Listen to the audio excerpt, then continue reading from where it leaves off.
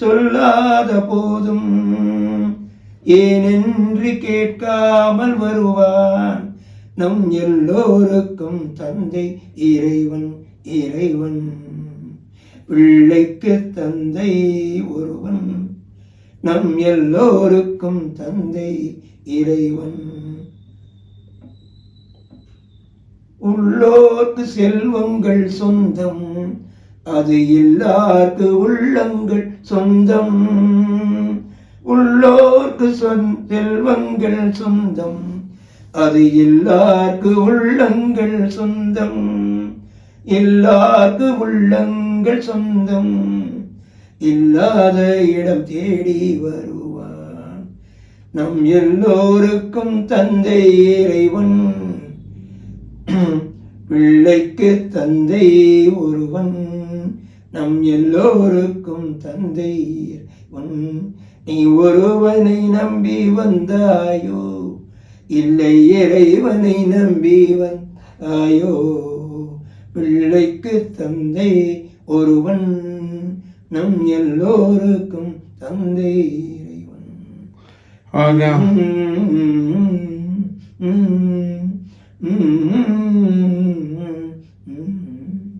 சூப்பர்ப்பா சூப்பர், செமையா பண்ணீங்க.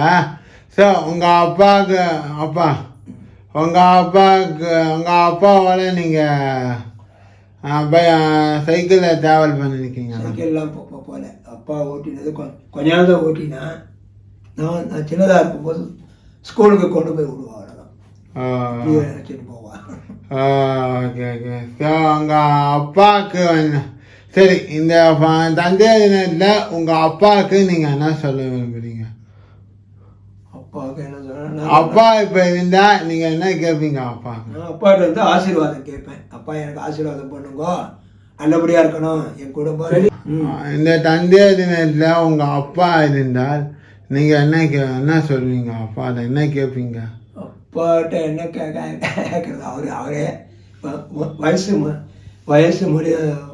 இப்போ சப்போஸ் இப்போ ஆசீர்வாதம் பண்ணுங்கப்பா, என்னோட பிள்ளை என்னோட குடும்பம் நம்ம குடும்பம் எல்லாரையும் நம்ம குடும்பத்தோட எல்லாரையும் ஆசீர்வாதம் பண்ணுங்க. ஏன்னா உங்களால் அதுதான், அந்த ஆசீர்வாதம் தான் எங்களுக்கு பெரிய சொத்து, வேற எதுவும் இல்லை. ஏன்னா நீங்கள் எல்லாரையும் படிக்க வச்சு கொண்டு வந்தீங்க, அதனால அதுக்கு ஒரு நன்றி உங்களுக்கு. ஸோ அதுக்கு ஒரு நமஸ்காரம், அப்பாவுக்கு நமஸ்காரம், அம்மாவுக்கு நமஸ்காரம்.